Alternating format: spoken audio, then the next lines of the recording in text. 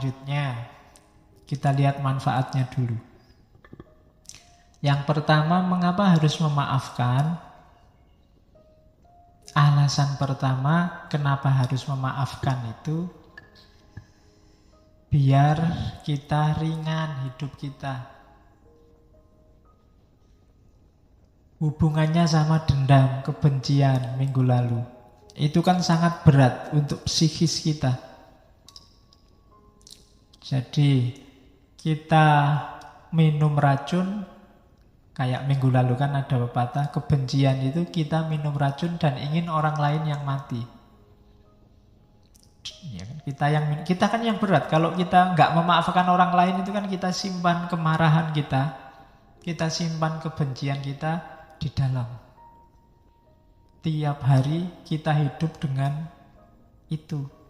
Ketemu yang kita benci, ketemu yang tidak kita sukai, terus jadinya kan tegang. Nggak jadi lewat, terus lewat ke sana.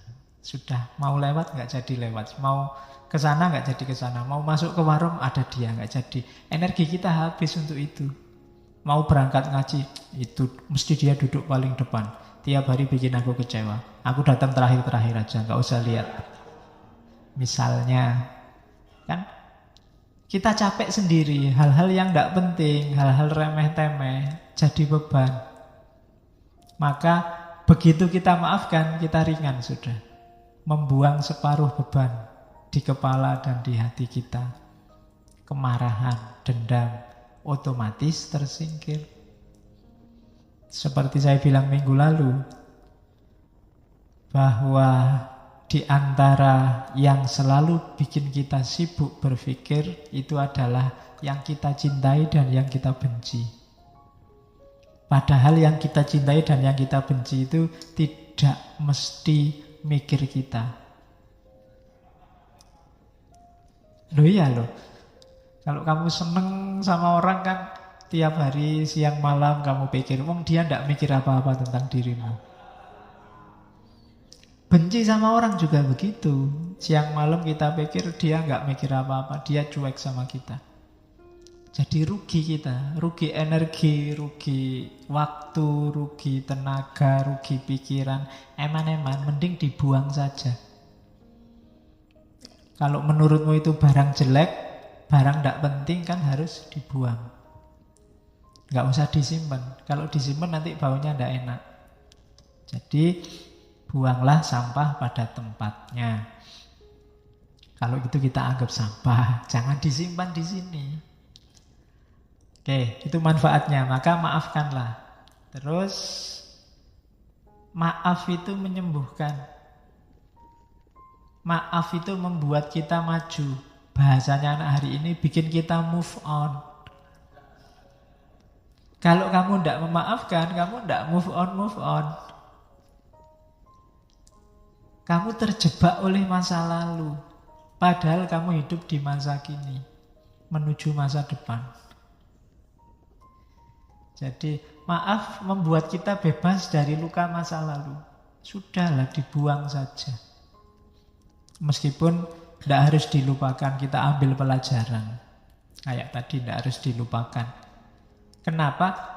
Biar kita jalannya memang ke depan, tidak ke belakang. Kalau kita hanya lihat ke belakang saja, ya nanti kita nggak bisa jalan ke depan. Sekali-sekali belakang itu buat pelajaran, tapi jangan fokus ke sana. Kayak naik motor itu loh. Belakang itu kan dilihat sekali-sekali pakai spion. Nggak usah kamu lihat terus. Kalau naik motor kamu lihat spion terus ya nabrak. Sekali-sekali ngelirik ke belakang. Jadi orang-orang yang mengecewakanmu nggak usah terlalu dipikir, dilihat sebentar aja pakai spion. Oh, sudah. Nggak usah dilihat lama-lama, nggak usah dipikir lama-lama, ngelihatnya dikit-dikit aja. Biar kamu bisa maju. Kalau enggak, kamu mandek di situ, stuck di situ, nggak bergerak, nggak bisa maju. Maka yuk dibebaskan segala yang mengganjal selama ini. Benci terhadap siapapun, apapun. Wong untungnya apa? Hari ini kan kita kadang aneh-aneh, tidak ada hubungannya sama sekali sama hidup kita. Ikut-ikutan kita benci, ikut-ikutan kita maki-maki. Di WA-WA, di Facebook itu kan marak sekarang. Ngapain? Wong yo entah yang bener yang mana kan jauh itu sama kehidupan kita. Yo ada pengaruhnya, cuma kan tidak banyak. Ngapain kita sibuk di situ? Mending yang memang jelas manfaatnya. Oke, yang kedua itu ya. Jadi mari kita singkirkan aja bau kebencian apapun. Tidak usah nyari di orang lain, cari dalam diri kita sendiri. Saya sering bilang kita itu selalu melihat ke orang lain. Kita marah-marah kalau ada orang maki-maki, kalau ada orang mengkafir-kafirkan, ada orang membid'ah-bid'ahkan. Tapi selalu orang lain. Jangan-jangan kita juga begitu. Nganggap orang lain salah, nganggap orang lain keliru, nganggap orang lain tidak pas. Yang pas kita. Itu tadi yang diketawakan oleh Al-Quran kan, kullu hizbin bima ladaihim farihun. Setiap grup, setiap kelompok merasa bangga. Kalau bahasa Jawanya merasa umuk dengan kelompoknya. Maka kita hindari itu, kita bersihkan aja diri kita dari hal-hal yang tidak penting. Di antara cirinya orang baik kan ada hadisnya, min khairi husnil mar'i tarkuhu malayakni. Di antara ciri orang baik itu meninggalkan yang tidak ada hubungannya dengan dirinya. Terus yang ketiga, maaf itu membawa harmoni, kesatuan, kehidupan yang baru. Itu jelas. Karena tidak mungkin ada yang baru kalau kita terlalu berat dengan beban lama. Tidak mungkin kita bisa lari maju kalau beban kita hari ini terlalu berat. Beban batin kita terlalu mantap sehingga melangkah aja kita beratnya luar biasa. Terkungkung oleh masa lalu. Maafkanlah. Biarlah dia dengan yang lain, kamu nyari sendiri yang lain juga. Tidak usah terlalu lama dipikir. Iya. Yo ben, dia sama yang lain. Emangnya tidak bisa nyari yang lebih jelek? Oke. Ya. Tidak apa-apa tuh. Ya kalau untuk umum kan kamu bisa bilang begitu, tidak apa-apa. Terus, jadi jangan dipendam, bebaskan dirimu. Terus maaf membuat kita lebih realistis, tidak terpenjara, tidak terkungkung oleh masa lalu. Terus itu sudah dijelaskan tadi. Maaf membuktikan bahwa kita masih manusia yang butuh memaafkan juga butuh dimaafkan. Maaf menunjukkan bahwa ya kita sama-sama manusia yang kadang-kadang juga bisa sama-sama salah. Saya maafkan, siapa tahu besok aku yang butuh dimaafkan. Hari ini kan kita kejam sekali sama orang yang keliru, salah ngomong, keceplosan. Kita tidak memaafkan, semua kita laporkan ke polisi. Mbok coba, jangan-jangan besok kita yang keceplosan ngomong, jangan-jangan besok kita yang salah bicara. Kan sengsara juga kalau tiba-tiba salah ngomong terus dilaporkan polisi. Wong tadi niatnya guyon ya, tapi karena sudah terlanjur benci ya dilaporkan polisi. Jangan-jangan besok menimpa kita juga. Maka hendaklah kita budayakan memaafkan. Kalau orangnya sudah memang minta maaf, ya kita maafkan. Karena siapa tahu besok kita yang butuh dimaafkan. Jadi peradaban yang saya bilang tadi, pemaafan itu levelnya tidak hanya level adil. Ya memang adilnya orang salah itu dihukum. Cuma pemaafan itu melampaui adil. Dia ada di level ihsan. Kan lebih enak jadi orang mulia. Di atasnya sekedar adil. Jadi maaf menunjukkan bahwa kita ini manusia bisa salah. Kalau orang lain minta maaf, ya kita maafkan. Karena siapa tahu besok kita yang butuh dimaafkan. Yang terakhir, di catatan saya mengapa harus memaafkan. Maaf itu membuat kita punya energi lebih. Yaitu logikanya matematika. Kemarin energi kita pakai untuk membenci orang. Untuk merancang balas dendam ke orang yang membuat salah pada kita. Ini kan energinya besar. Energi besar ini begitu kita memaafkan, bisa kita manfaatkan ke yang lain. Yang lebih penting, yang lebih manfaat. Daripada pikiran yang negatif, rancangan hidup yang negatif hanya untuk balas dendam. Hanya untuk membenci orang lain. Sudahlah kita maafkan saja, kita rancang hidup kita secara lebih positif dengan energi yang fokusnya ke sana. Itu manfaatnya memaafkan. Alasannya itu. Jadi kalau ada yang tanya mengapa harus memaafkan, yang pertama kamu akan lebih tenang. Yang kedua kita tidak akan terkungkung oleh masa lalu. Yang ketiga ya biar hidup ini lebih cerah, lebih harmonis. Yang keempat ya memang kita masih manusia. Manusia itu tempatnya khilaf, tempatnya salah, maka kita memaafkan, siapa tahu besok kita yang butuh dimaafkan. Dan yang terakhir, dengan memaafkan, energi kita untuk membenci, untuk balas dendam, untuk ingat-ingat salahnya orang lain bisa dimanfaatkan ke arah yang lebih positif. Maka budayakan hidup memaafkan. Tapi ada kalanya orang tidak mau memaafkan. Banyak alasannya. Di catatan saya ada beberapa. Mengapa ada orang tidak memaafkan? Jawabannya kayak tadi. Orang menganggap memaafkan itu lemah. Orang lebih memilih hidup harus adil. Salah ya dihukum. Keliru ya harus dikasih sanksi. Jadi ada yang pakai argumen itu. Agama kan ada hitung-hitungannya. Kalau orang minum khamr, hukumannya semacam ini. Kalau orang zina, hukumannya semacam ini. Nah ini tuntutan adil. Itu bikin orang tidak memaafkan. Jadi paradigma adil. Apa tidak boleh? Ya boleh. Cuma levelnya beda dengan pemaafan tadi. Agama kan ada itu banyak hukum-hukum syariat. Harus begini, harus begitu kan. Ya dilihat konteksnya. Dalam banyak kasus, Nabi lebih memilih paradigma pemaafan dibandingkan paradigma penghukuman, dibandingkan paradigma sekedar keadilan. Maaf itu kan banyak cerita, banyak yang tawanan perang, harusnya dihukum mati, adalah disuruh ngajar aja.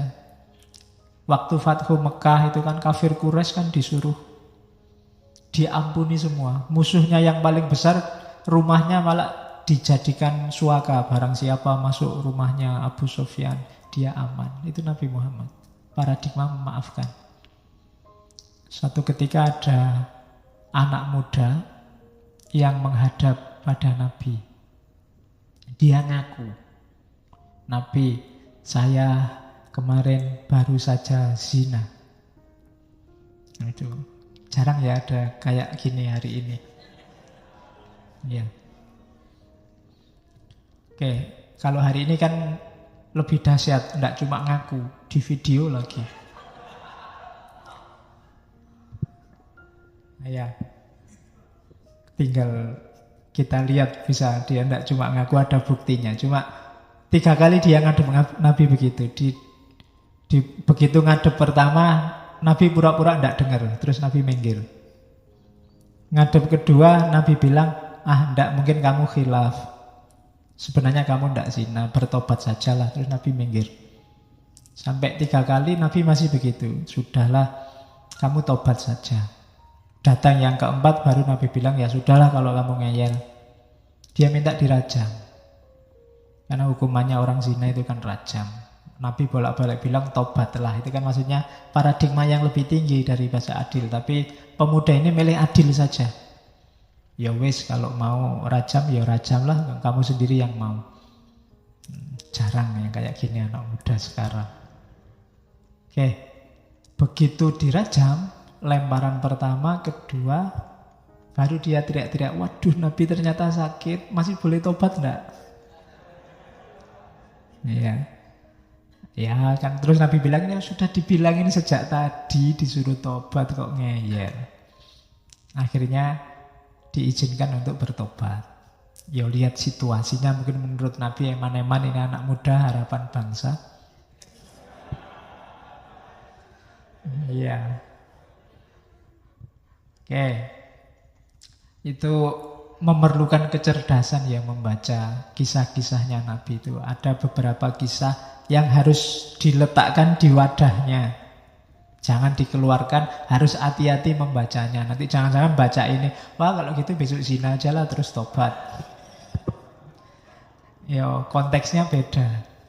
Anak ini mungkin menyesal beneran sampai ngadep Nabi minta dirajam, itu kan menunjukkan dia memang sangat menyesal.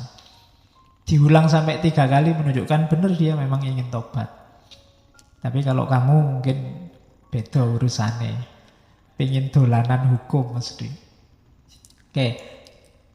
Kalau orangnya memang niatnya pengen main-main hukum, mungkin sama Nabi dirajam beneran.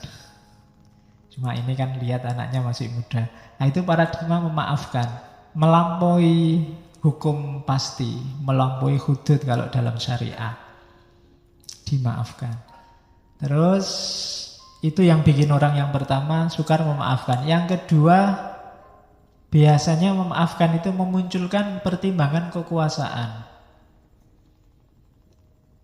Saya tidak akan memaafkan. Nanti saya dianggap lemah, dianggap inferior. Emangnya siapa aku? Nah, itu bisa. Atau itu, dia merasa inferior. Waduh, iyalah saya maafkan, wong saya ini orang kecil, mau gimana lagi. Nah itu relasi kuasa, permainan kuasa. Ini juga bikin pemaafan jadi tidak hakiki. Bikin orang kemudian tidak lah, itu cuma permainan. Kalau yang minta maaf dosennya, apa ya kita bisa menolak? Dosennya telat, kita sudah nunggu setengah jam, nggak datang-datang, begitu datang, maaf ya saya ada tamu tadi sebentar. Masuk, enggak pak, enggak, saya maafkan. Masuk gitu. Kita sudah nunggu setengah jam ya pak, kan nggak gitu. Karena kita kalah kuasa. Tapi kalau mahasiswanya telat 10 menit, nggak bisa, sudah dimulai. Keluar ya. Gimana lagi? Minta maaf pak, tadi bannya gembos. Nggak bisa, sudah aturan itu. Nah, itu kan relasi kuasa. Kamu tidak berani memaafkan, yang sini tidak berani menolak permintaan maaf. Nah, itu maka orang terus tidak, paradigmanya adil aja lah. Kalau kita 10 menit nggak boleh masuk, dosennya juga tidak boleh masuk.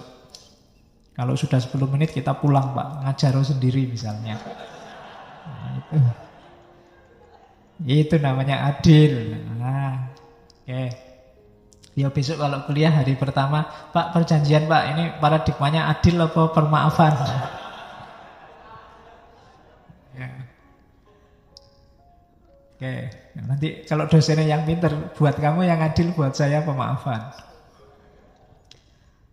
Terus itu biasanya jadi alasan orang cenderung tidak memaafkan. Bertentangan dengan keadilan. Harus keadilan yang nomor 1 didahulukan. Nah itu bikin orang terus tidak memaafkan. Salah ya harus dihukum. Itu tadi cuma kepeleset omong kok Pak. Tidak bisa. Buktinya rekamannya ada, dia salah. Harus dihukum. Nah itu paradigma adil yang dipilih.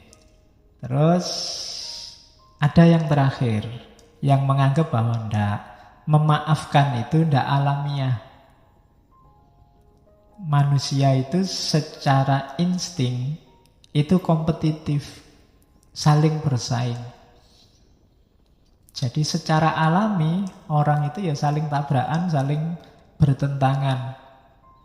Jadi kalau ada yang mempromosikan pemaafan itu pasti agak menggeser kodratnya orang untuk saling tabrakan, untuk saling menjatuhkan. Ini yang punya pandangan kayak Thomas Hobbes dan kawan-kawan yang bilang bahwa naluri dasar manusia itu jelek. Makanya perlu ada hukum. Nah itu alasan yang keempat. Kenapa kok tidak memaafkan? Tidak alamiah Pak. Orang itu kalau dipukul ya secara alami pasti ingin balas mukul. Itu alami. Meskipun ada kalanya ya memang karena nggak level, nggak berani. Yang mukul besar, yang dipukul kecil. Nah, itu kan janjane sih pingin balas tapi yo sudahlah dimaafkan saja. Nah, ini karena ya nah, itu kan tidak alami sebenarnya. Alami aja ya pingin balas. Jadi kalau dipaksa memaafkan itu malah tidak alami. Yang alami itu ya tawuran. Karena manusia punya fitrah saling memangsa. Kan itu ada yang punya pandangan semacam itu. Oke. Jadi mengapa tidak memaafkan? Paling tidak ada 4 alasan. Terus, ketika orang memaafkan, benar-benar memaafkan, maka ada 3 ranah yang terlibat. Kognitif, afektif, dan behavior. Kadang disebut psikomotorik. Jadi akalnya juga memaafkan, batin rasanya juga memaafkan, perilakunya juga menunjukkan aktivitas memaafkan. Itu berarti benar-benar memaafkan. Jadi akalnya sudah bisa menerima. Oh iya, dia salah, dia keliru, harusnya dia tidak melakukan itu. Tapi dia kan manusia biasa. Itu akalnya bunyi. Nanti rasanya juga bunyi. Iyalah, saya maafkan. Kasihan dia, kasihan juga saya kalau lama-lama membenci, lama-lama saling marah. Itu afeksi. Behaviornya, perilakunya kemudian salaman, kemudian hidup bersama, kemudian saling menghargai, itu behavior. Berarti memang sudah memaafkan. Jadi kalau 3 ranah ini terlibat, tidak sekedar di mulut kayak tadi, berarti kita sudah benar-benar memaafkan. Kognitif, afektif, sama behavior. Perilaku kita menunjukkan memaafkan, batin kita memang memaafkan perbuatannya, dan akal kita memaklumi apa yang sudah dilakukan. Itu berarti kita sudah benar memaafkan. Memaafkan tapi behaviornya tidak begitu. Masih lirik-lirikan, masih caci maki, ya berarti belum. Hatinya masih belum. Ya saya maafkan tapi masih agak ganjel gimana ya kok, berarti belum. Akalnya juga masih, saya belum bisa menerima, perbuatanmu terlalu kejam padaku. Nah itu berarti juga belum. Kalau 3-tiganya kombinasi kognisi, afeksi, behaviornya sudah memaafkan, itulah namanya memaafkan. Kalau belum ya memang sebenarnya masih berat. Dan tidak masalah, ada prosesnya. Tidak bisa langsung.